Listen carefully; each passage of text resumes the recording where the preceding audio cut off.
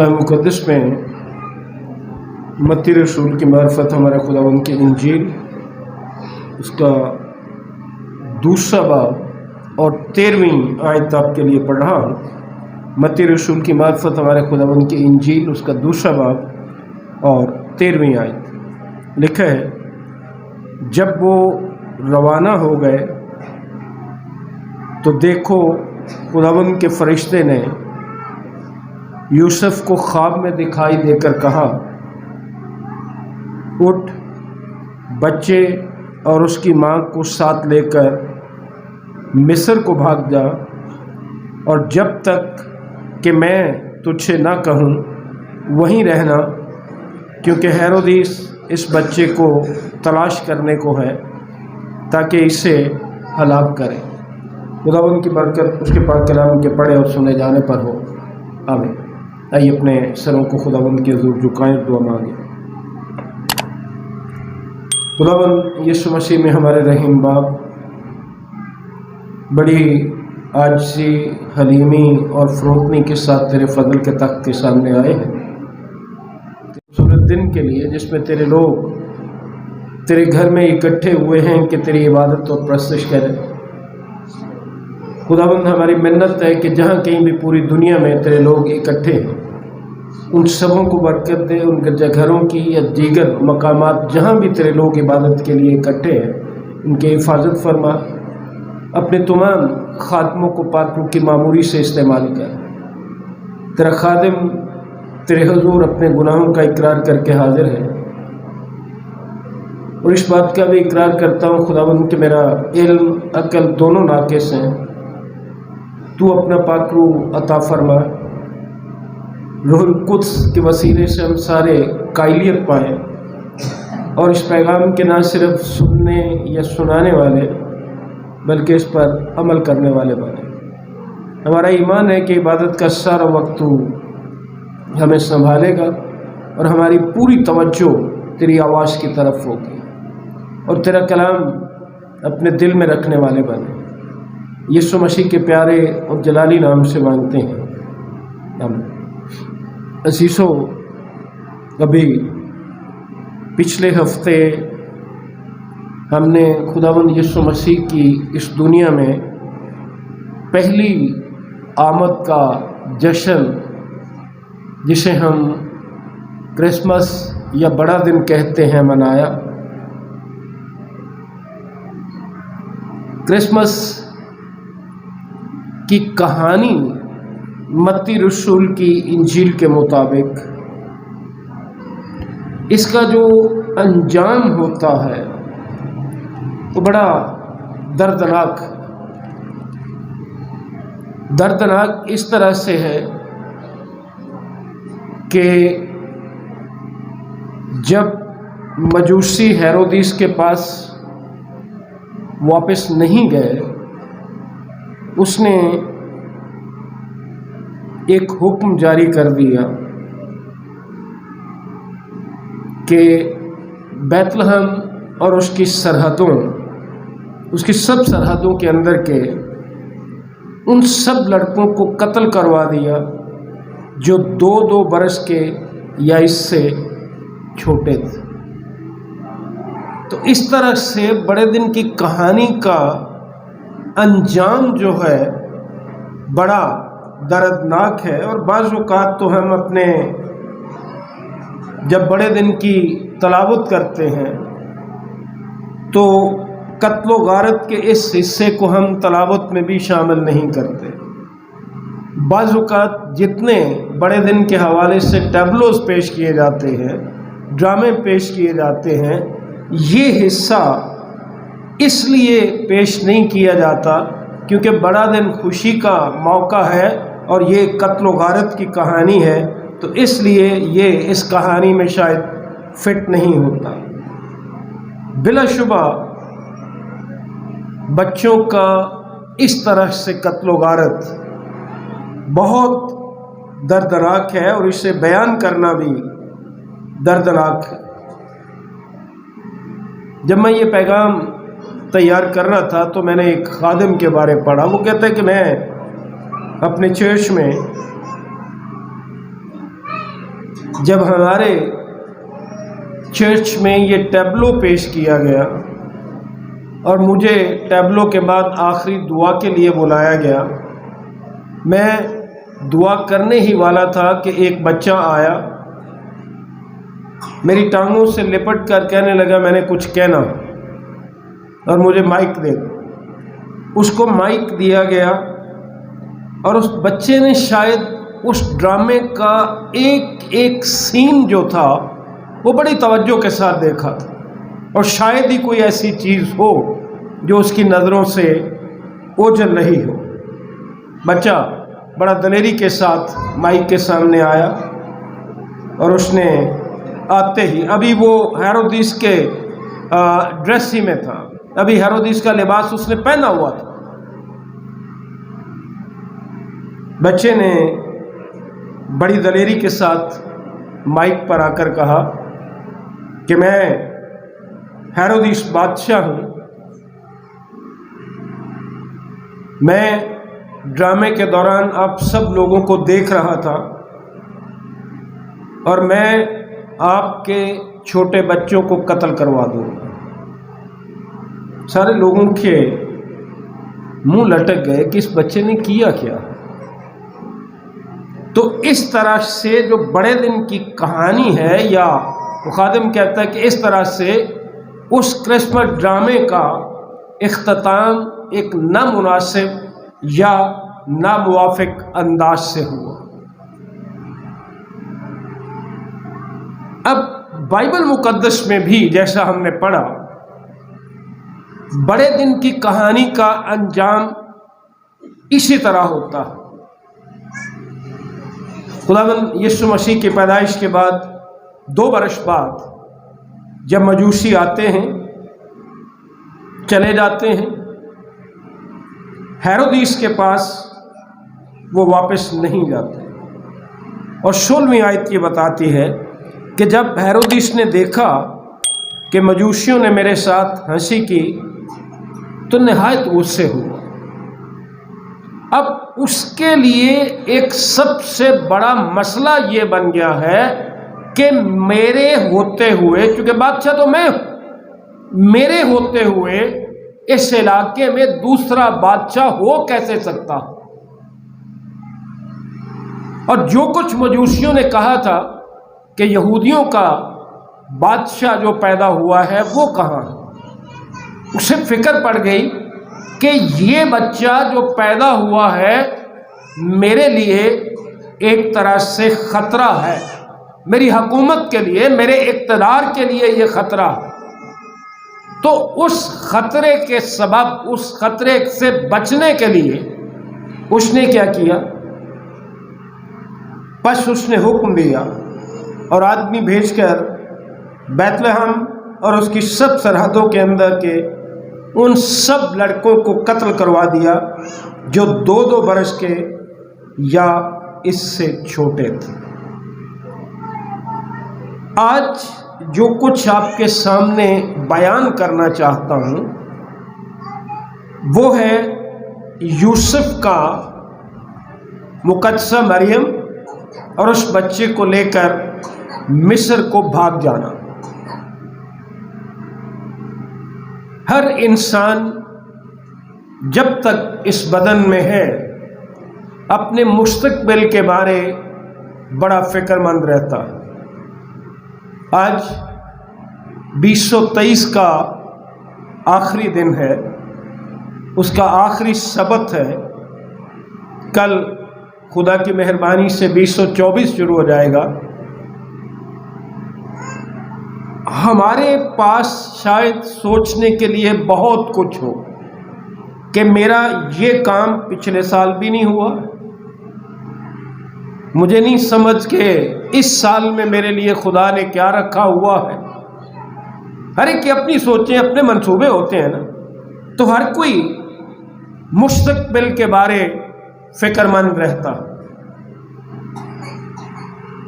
اب مسیحی جو ہیں، ہم جو ایماندار ہیں، آج بتانا یہ چاہتا ہوں کہ ہمارے پاس مستقبل سے ڈرنے کی کوئی وجہ کیوں نہیں ہے؟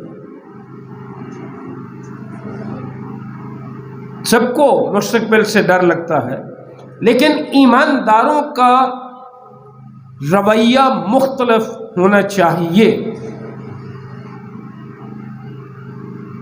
ہم نے دیکھا کہ 13ویں آیت میں نے پڑھی آپ کے سامنے، جب وہ روانہ ہو گئے، یعنی مجوسی جب چلے گئے، جب وہ روانہ ہو گئے تو دیکھو خداوند کے فرشتے نے یوسف کو خواب میں دکھائی دے کر کہا، اٹھ، بچے اور اس کی ماں کو ساتھ لے کر مصر کو بھاگ جا۔ دو کام کرنے ہیں تو نے، مصر کو بھاگ جا، اور جب تک کہ میں تجھ سے نہ کہوں وہیں رہنا، کیونکہ ہیرودیس اس بچے کو تلاش کرنے کو ہے تاکہ اسے ہلاک کرے۔ اب یہ آیت اتنی گہری ہے، اتنے زیادہ پہلو ہیں اس کے۔ یوسف کے لیے بڑا آسان کام تھا خدا کے ساتھ بات کرنا۔ کیا بات کرنا؟ کہ تو قادر مطلق خدا ہے، تو اپنی مہربانی سے، اپنے فضل سے، روح القدس کی قدرت سے تو نے ایک کنواری کو حاملہ کیا۔ پھر یوسف راست باز تھا، وہ یہ بھی سوچ سکتا تھا کہ جس خدا پر میں ایمان رکھتا ہوں، جس نے روح القدس کے وسیلے کنواری کو حاملہ کیا ہے، کیا وہ ہیرودیس سے ڈر گیا؟ کیوں کہہ رہے ہیں مجھے کہ مصر کو بھاگ جا؟ کیا ہیرودیس سے ڈرتا ہے؟ اور شاید یوسف کے من میں پرانے عہد نامے کے کچھ واقعات بھی ہیں۔ مثال کے طور پر خروج کی کتاب اس کا 8واں باب اور اس کی 22ویں آیت جب ہم دیکھتے ہیں تو وہاں کلام مقدس یہ بتاتا ہے۔ خروج کی کتاب 8واں باب اور 21ویں اور 22ویں آیت آپ کے لیے پڑھ رہا ہوں۔ لکھا ہے، ورنہ اگر تو ان کو جانے نہ دے گا تو دیکھ، میں تجھ پر اور تیرے نوکروں اور تیری رعیت پر اور تیرے گھروں میں مچھروں کے غول بھیجوں گا، اور مصریوں کے گھر اور تمام زمین جہاں جہاں وہ ہیں مچھروں کے غولوں سے بھر جائے گی۔ بات غور سے سننے والی، خدا فرعون سے کہہ رہا ہے کہ اگر تو میرے لوگوں کو جانے نہیں دے گا تو مصریوں کے گھر، بنی اسرائیل کی بات نہیں ہو رہی، مصریوں کے گھر جو ہیں ان میں مچھروں کے غول آ جائیں۔ 22ویں آیت میں لکھے، اور میں اس دن جشن کے علاقے کو جس میں میرے لوگ رہتے ہیں جدا کروں گا، اور اس میں مچھروں کے غول نہ ہوں گے، تاکہ تو جان لے کہ دنیا میں خداوند میں ہوں۔ یہ ہے ہمارا خدا۔ مچھر کتنی چھوٹی چیز ہے، ادھر ادھر بھاگتا ہے، ہمارے اختیار میں نہیں ہوتا، لیکن خدا باپ کے اختیار میں ہے کہ وہ اسے صرف مصریوں کے گھر میں بھیجے، اس کے لوگوں کے گھر میں مچھر نہیں جائے گا۔ خدا ہمارا اس طرح قادر خدا ہے۔ 9ویں باب کی 26ویں آیت دیکھیے کیا لکھا ہے۔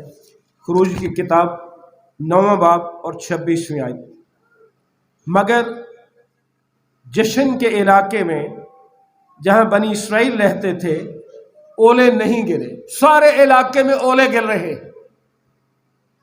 لیکن جشن کے علاقے میں اولے نہیں گر۔ کوئی انسان، کوئی نبی، کوئی بادشاہ روک کے دکھائے ہیں جہاں اولے نے گرنا اس کو کہے ہیں ذرا پرا ہو کے ڈگی بھائی، نہیں کر سکتے۔ کیوں؟ کہ یہ خداوند ہی کا اختیار ہے، کیونکہ وہ قادر مطلق خدا ہے، وہ کائنات کا خالق اور مالک ہے، ہر چیز اس کے قبضہ قدرت میں ہے۔ پھر نہ صرف یہی، 11ویں باب کی 7ویں آیت پہ سن لیجئے کیا لکھا ہے، بلکہ چوتھی آیت سے پڑھ رہا ہوں، 11واں باب چوتھی آیت سے۔ اور موسیٰ نے کہا کہ خداوند یوں فرماتا ہے کہ میں آدھی رات کو نکل کر مصر کے بیچ میں جاؤں گا، اور ملک مصر کے سب پہلوٹے، فرعون جو تخت پر بیٹھا ہے اس کے پہلوٹے سے لے کر وہ لونڈی جو چکی پیستی ہے اس کے پہلوٹے تک، اور سب چوپایوں کے پہلوٹے مر جائیں گے، اور سارے ملک میں ایسا بڑا ماتم ہوگا جیسا نہ کبھی پہلے ہوا اور نہ پھر کبھی ہوگا۔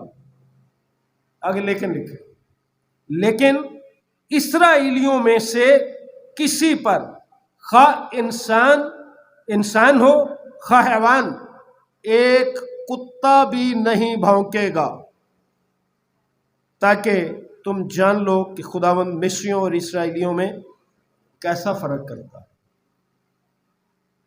دیکھا آپ نے اپنے خدا کو کیسا قادر خدا ہے۔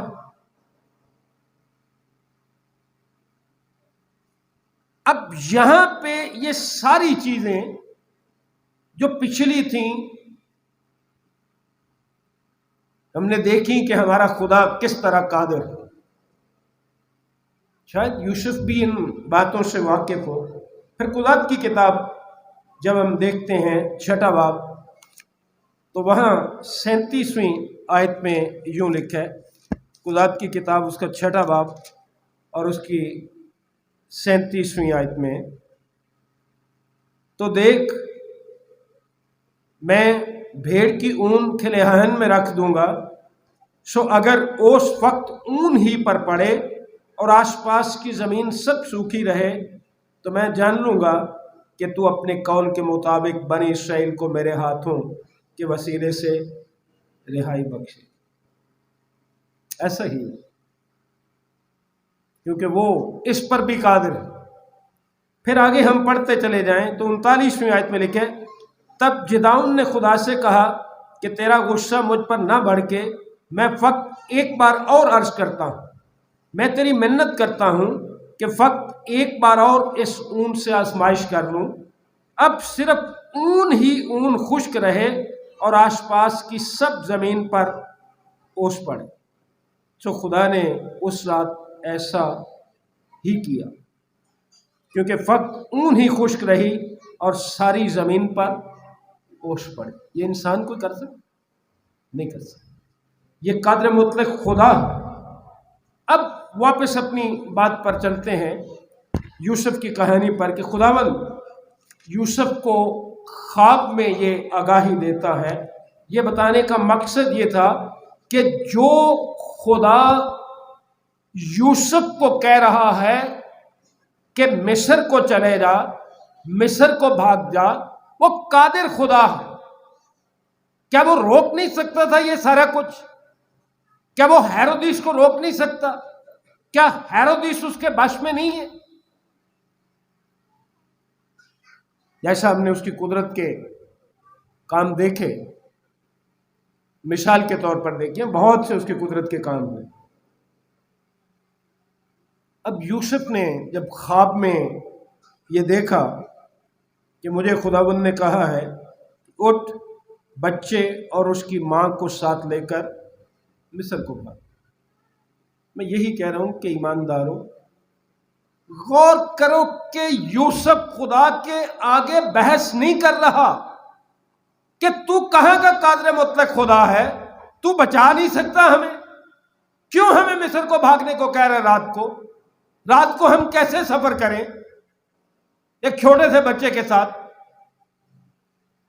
ایماندار اپنا آپ اور اپنے حالات خدا کے ہاتھ میں چھوڑتے ہیں، وہ خدا سے کبھی بحث نہیں کرتے، کیونکہ جو خدا کہتا ہے انہیں اس پر ایمان رکھنے کی ضرورت ہوتی ہے، اپنی دلیلیں دینے کی ضرورت نہیں ہوتی۔ بہرحال یوسف رات کی آڑ میں وہاں سے چلا گیا۔ اب شاید ہم یہ سوچتے ہوں کہ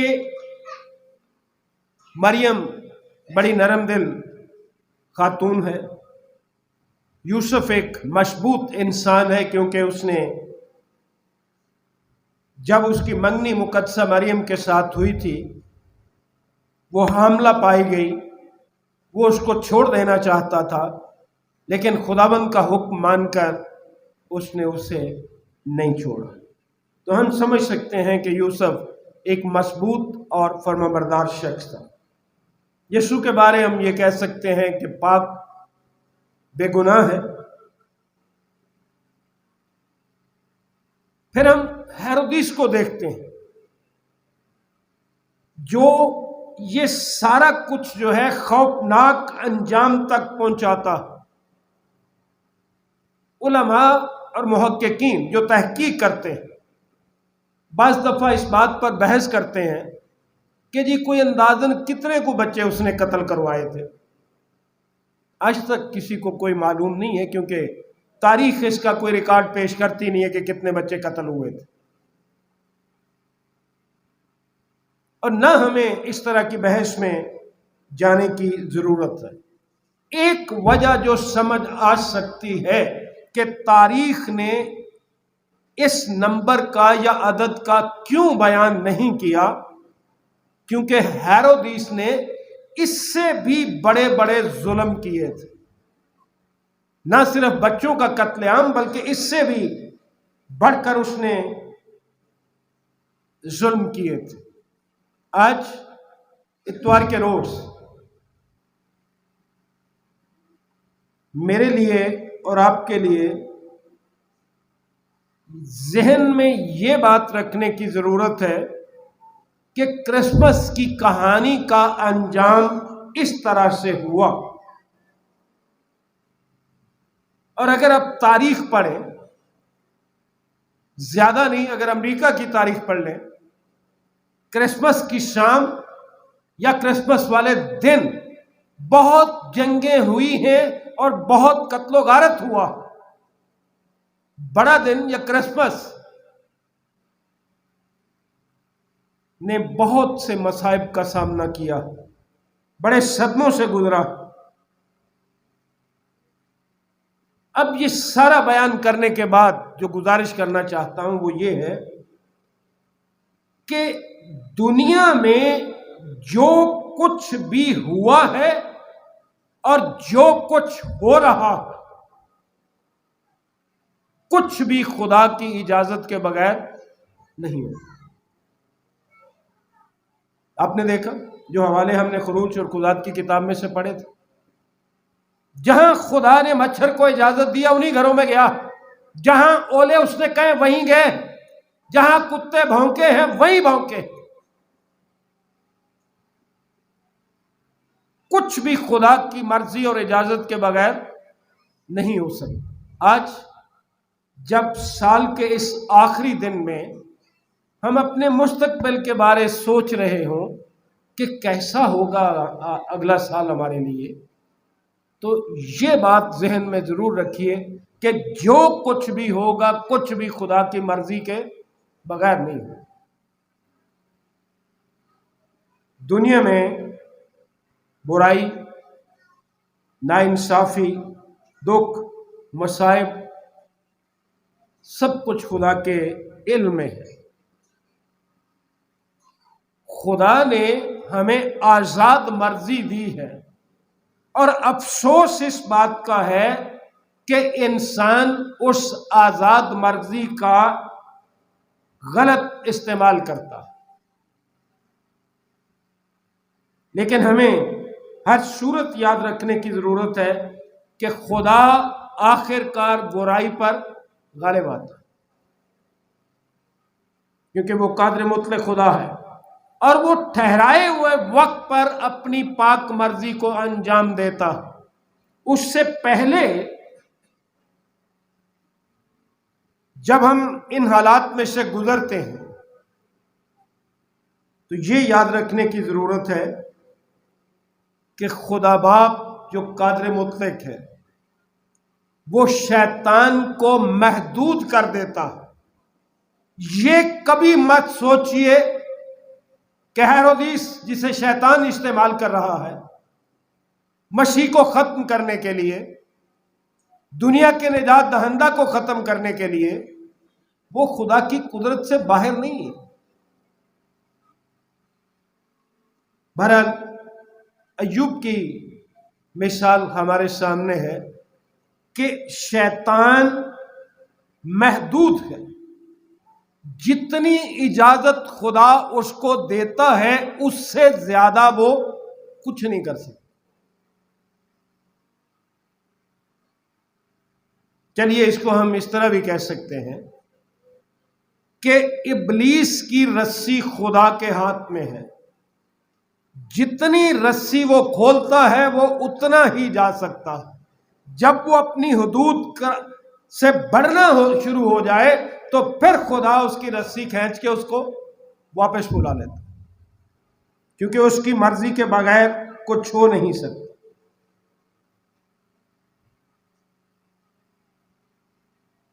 وہ جانتا ہے کہ ابلیس کو کس حد تک جانا ہے۔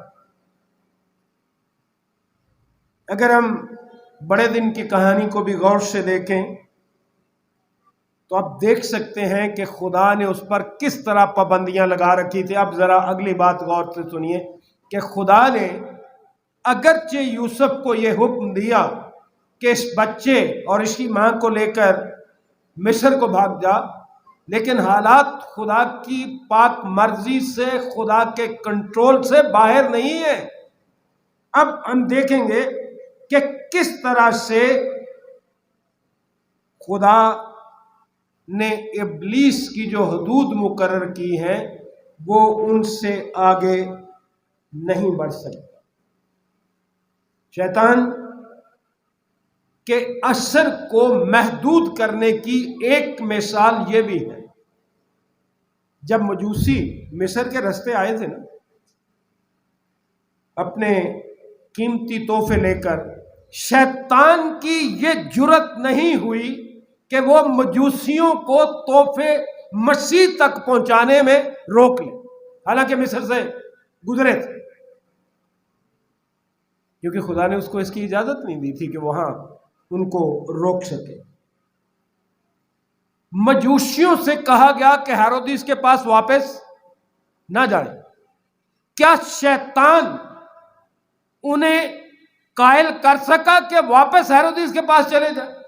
نہیں کر سکے۔ اس طرح سے ہمیں دیکھنا ہے کہ شیطان انہیں ہیرودیس کے پاس واپس نہیں لا سکا،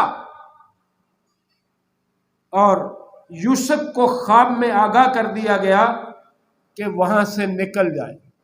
شیطان یوسف کو روک نہیں سکا، یہ کہہ کر بھی تو کہڑے خدا نو ماننا پیا، تیرا خدا اتنے رہ کے حفاظت نہیں کر سکتا، تیرا خدا ڈر گیا میرے کو، کیوں یہاں سے نکل رہا، تو اتنے بہ کچھ نہیں ہوں تینوں۔ جس طرح ہم یہ ٹی وی میں یا اکثر پادری صاحبان کرتے ہیں، جی میں انج کیتا میں، اور خدا کے لوگوں کلام کو کلام کی روح سے سمجھنے کی ضرورت ہوتی ہے۔ خدا اپنے ٹھہرائے وقت پر سارا کچھ کرتا ہے۔ وہ چونکہ خدا کی قدرت میں ہے، خدا کے قبضے میں ہے، اس لیے وہ یوسف کو وہاں روک نہیں سکا کہ یوسف وہاں سے نکل کر مصر کو نہ جائے۔ اب جب خدا نے اسے کہا تھا کہ جب تک میں تجھ سے نہ کہوں وہیں رہنا، کئی دفعہ ہم کئی حالات میں تنگ آ جاتے ہیں کہ خدا من چنگا بڑا میں ہوتے تو میں نے کتنے لیا سکتے ہیں۔ خدا کی مرضی کو جاننے کی ضرورت ہے۔ خداوند نے فرمایا تھا کہ جب تک میں تجھے نہ کہوں اسی جگہ رہنا۔ 20ویں آیت میں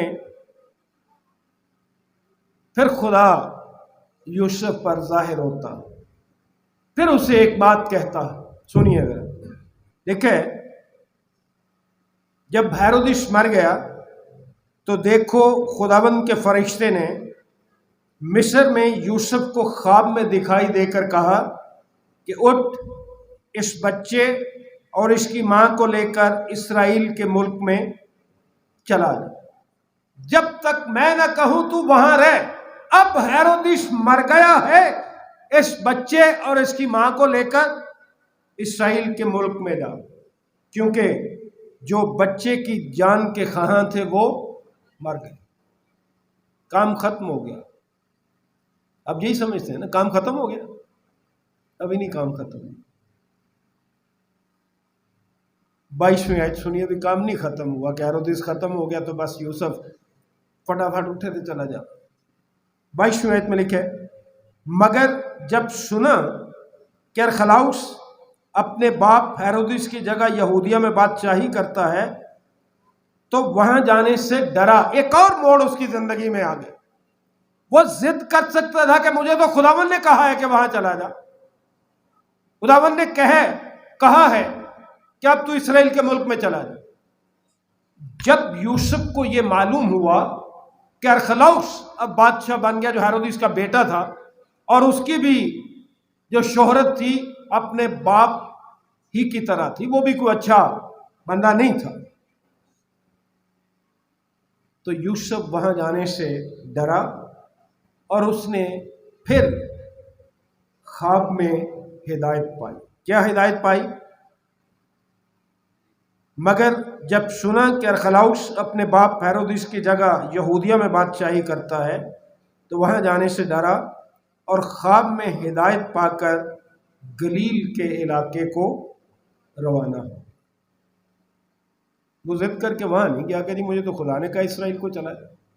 پھر اسے خواب میں جب یہ پتہ چلا، اب آپ دیکھ سکتے ہیں کہ کس طرح خدا مداخلت کرتا ہے، کس طرح خدا ہمارے مستقبل کی حفاظت کرتا ہے، اور یوسف کو تاکید کرتا ہے، ہدایت کرتا ہے کہ یہودیہ نہ جائے بلکہ گلیل کو چلا جائے۔ اب آپ نے پوری کہانی میں دیکھ لیا کہ کہاں کہاں پیشین گوئیاں جو پہلے سے ہوئی تھیں وہ پوری ہو رہی ہیں۔ چلیے میں آپ کو پہلے دہرا دیتا ہوں۔ دوسرے باب کی 5ویں آیت دیکھیے کیا پیشین گوئی تھی۔ لکھا ہے سردار کاہنوں اور فقیہوں نے کیا کہا تھا۔ انہوں نے اس سے کہا کہ یہودیہ کے بیت لحم میں، کیونکہ نبی کی معرفت یوں لکھا گیا، جو کچھ پیچھے نبی کی معرفت کہا گیا تھا وہ پیشین گوئی پوری ہوئی۔ خدا کے انتظامات کو سمجھنے کی کوشش کیجیے۔ پھر 15ویں اور 17ویں آیت، اور ہیرودیس کے مرنے تک وہیں رہا تاکہ جو خداوند نے نبی کی معرفت کہا تھا وہ پورا۔ کیوں مصر کو بھیجا؟ اب آپ کو سمجھ آئی یہاں کیا لکھا ہے، اور ہیرودیس کے مرنے تک وہیں رہا تاکہ جو خداوند نے نبی کی معرفت کہا تھا، پہلے سے پیشین گوئی تھی، پہلے سے خدا نے کہا ہوا تھا۔ کیا کہا ہوا تھا؟ وہ پورا ہو کہ مصر میں سے میں نے اپنے بیٹے کو بلایا۔ اگر مصر بھیجتا نہیں تو وہ مصر میں سے اپنے بیٹے کو بلائے گا کیسے؟ تو اس طرح سے پھر 18ویں آیت بھی پیشین گوئی ہے۔ راما میں آواز سنائی دی، رونا اور بڑا ماتم، راخیل اپنے بچوں کو رو رہی ہے اور تسلی قبول نہیں کرتی اس لیے کہ وہ نہیں۔ تو یہ پیشین گوئیاں تھیں جو بڑے دن کے حوالے سے پورا ہونا تھیں، لیکن ہر ایک بات میں خدا قادر، اسے معلوم ہے، وہ جانتا ہے کہ کیا ہونا ہو۔ اب سب سے پہلی بات میں نے یہ کہی تھی کہ مسیحیوں کو اپنے مستقبل کے بارے زیادہ پریشان ہونے کی کوئی وجوہات نظر نہیں آتی، کیونکہ سب کچھ خدا کے ہاتھ میں۔ بہت سے لوگوں نے آج، اور بہت سے لوگ، ہم سارے کل ایک دوسرے کو، جس کو خدا نے زندگی دی، کل جب ہم ملیں گے تو ہم کہیں گے کہ نیا سال مبارک۔ اس امید میں ہم یہ کہتے ہیں کہ آنے والا وقت بہتر ہوگا، آنے والے حالات بہتر ہوں گے۔ عزیز بھائیوں اور عزیز بہنوں، قطع نظر اس سے کہ آنے والے وقت میں کیا ہوگا مجھے علم نہیں ہے، آپ کو علم نہیں ہے، علم صرف خدا کو۔ خدا ہر چیز پر قادر ہے، اور فکر جو ہوتی ہے نا، یہ مستقبل کے تصور کا معاملہ ہوتا ہے۔ ہم اپنے آنے والے حالات، آنے والے وقت، مستقبل کے بارے فکر مند ہو جاتے ہیں اور ایسا سوچتے ہیں کہ شاید خدا ہمارے ساتھ نہیں ہوا، یا خدا ہمارے ساتھ ہمارے مستقبل میں نہیں ہوگا۔ لیکن جب ہم کلام مقدس میں پطرس کا پہلا عام خط 5ویں باب کی 7ویں آیت پڑھتے ہیں تو انتہائی دلیری کی بات کہی گئی ہے، اور میرے لیے اور آپ سب کے لیے ایک واضح حکم بھی ہے۔ کیا ہے؟ اور اپنی ساری فکر اسی کس پر؟ خدا پر، اور اپنی ساری فکر اسی پر ڈال دو، کیونکہ اس کو تمہاری فکر، اپنا مستقبل اس کے ہاتھوں میں دے دیجیے۔ پھر 55واں زبور جب ہم دیکھتے ہیں اس کی 22ویں آیت، تو وہاں لکھا ہے اپنا بوجھ خداوند پر ڈال دو، وہ تجھے سنبھالے گا، وہ صادق کو کبھی جنبش نہ کھانے دے گا۔ یاد رکھیے کہ اپنی فکر اور اپنا بوجھ خداوند پر ڈالنے والے کبھی ڈاواڈول یا پریشان نہیں۔ ایک خادم بڑا سخت جملہ اس سلسلے میں کہتا ہے اپنی فکر خود کرنے کے بارے میں۔ وہ کہتا ہے کہ اپنی فکر کرنا دراصل جذباتی لادینیت ہے۔ جو اپنی فکر خود کرتے ہیں دراصل جذباتی طور پر وہ لادین ہو جاتے ہیں، خدا پر بھروسہ نہیں کرتے۔ میں چاہتا ہوں کہ آج آپ اور میں خود سنیں کہ خدا کا پاک کلام ہمارے مستقبل کے بارے کیا کہتا ہے۔ یوشع نبی کا صحیفہ اس کا 41واں باب اور 10ویں آیت میں یوں لکھا ہے، تو مت ڈر کیونکہ میں تیرے ساتھ ہوں، نراشا نہ ہو کیونکہ میں تیرا خدا ہوں، میں تجھے زور بخشوں گا، میں یقیناً تیری مدد کروں گا، اور میں اپنی صداقت کے داہنے ہاتھ سے تجھے سنبھالوں گا۔ کہاں گئی ہماری فکر؟ اپنی فکر خداوند پر ڈال دو۔